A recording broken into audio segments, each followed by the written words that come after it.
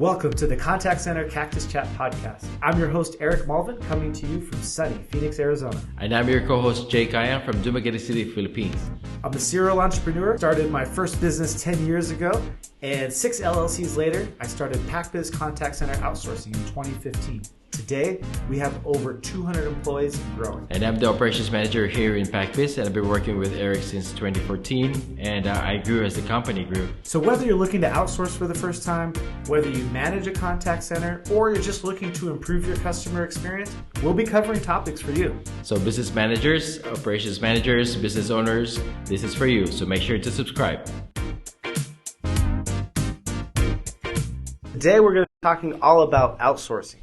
And we're going to talk about the difference between onshore versus offshore, working with an outsourcing company versus freelance, how to outsource successfully. That's a really important topic.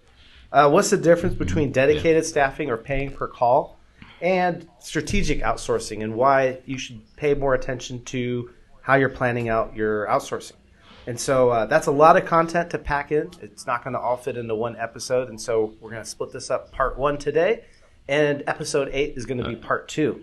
And so to kick things off, All right. With my co-host, Jake. All right, let's start with the question. So what are the different kind of ways to outsource?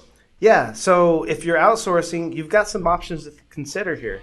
Now, there's onshore, nearshore, and offshore. Now, what's the difference between those? Onshore is you have people you're outsourcing to in your own country. And so you might find a business in your own city, maybe somewhere else in your country, but you're working with someone that's born and has their business in the country that you're from.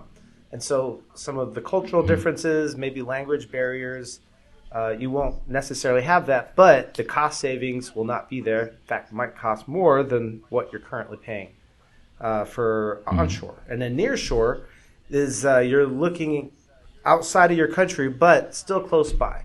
So if you're in the U.S. and you outsource to Mexico, that'd be nearshore. So it's close by. You could easily travel to it. Unlike offshore, which is typically a bit further away, but then you also get to take advantage of lower rates. And so Philippines is a great example where PacBiz is based. India, even countries like Albania, Ukraine, actually all over the world, people are offering outsourcing from their country. And so offshore is available all over. So thanks for the question, Jake. Now, I got a question for you. You can outsource with a company, or you could work directly with an individual. So you help manage the office at PacBiz, and working with we're one option, right? You could work with one company like us, but what are the advantages with working with a company like PacBiz versus hiring freelance through some of the different freelance websites? Yeah, actually, there's a lot of differences. Like when talking about hiring directly to a person versus outsourcing to a company, I think that involves the reliability and the accountability. And of course, if you are working directly with a person, it's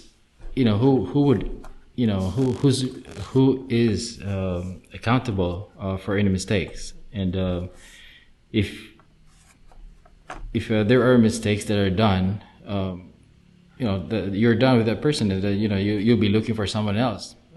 Unlike if you're outsourcing with a company, just like what we do, we provide talents. Like we always do backup people. We do have backup people for certain tasks or jobs or positions. I've been talking with a lot of businesses lately that have outsourced. They're outsourcing currently, and they're not happy with the results. And the key word I keep hearing is reliability. And you mentioned the backup person that we provide, and it's to make sure that if there's a shift assigned, that we're covering it.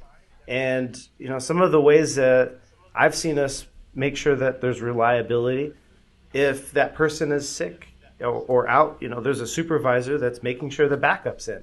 And if for some reason maybe the backup is not available, then we're notifying the client. So they're aware many times in advance that we are not able to cover the shift, compared to figuring out 30 minutes in, you're still trying to contact the rep, what's going on. And there could be a number of reasons why they're not available. Maybe there's a power outage, an internet outage. And those are, again, things that when you're working with a company. We provide. Yeah. To talk about that for a bit. Like, what are the things that we help do to back up these agents, even if they're working from home? We do have the power pack. So though we're using laptops for them to as part of their workstations at home. They have the laptops, and so we all know that laptops they have their own batteries, but for a longer power outages, we have this power pack that would support the power. And along with that, we have the internet backups. So, and that's the one that those are the things that we provide to the call takers. And the most important is we also have backup people.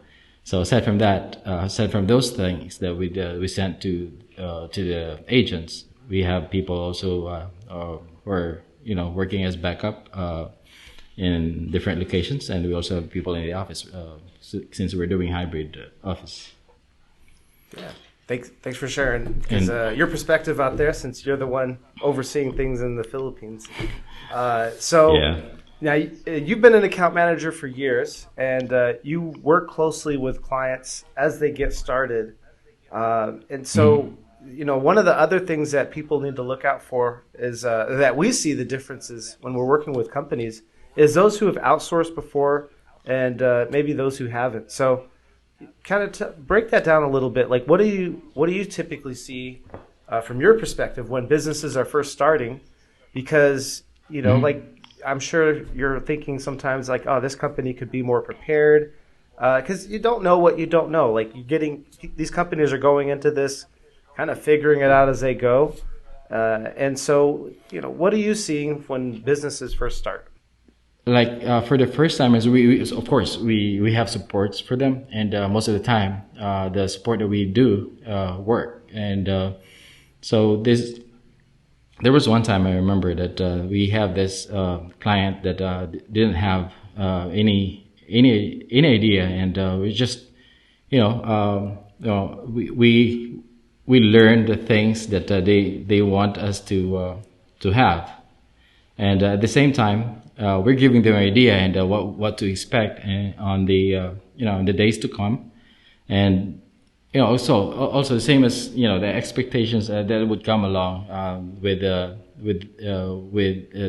onboarding call. You would know what to expect and all these things. So for the people who are not experienced, who doesn't have experience with outsourcing, you will be guided. So, but there is the advantage of it, working with us, since we have experience working with those, with both the experienced one and non-experienced companies who try to work with pack-based. So I think it's just that, get the experience. Like, we can help the non-experienced ones because of the experience that we have for the experienced companies with us outsourcing. And with that, I have a question for you, Eric. Yeah, you know what? I think we are kind of at our time for this episode. So let's just take a quick time out here and end it for episode 7. So thank you guys for listening. I hope you've been learning, and I hope you're really interested to hear what we've got to say next episode 8. We're going to keep the conversation going, and I'm going to let Jake ask his question in the next episode here. So thank you guys for listening, and we'll catch you next week.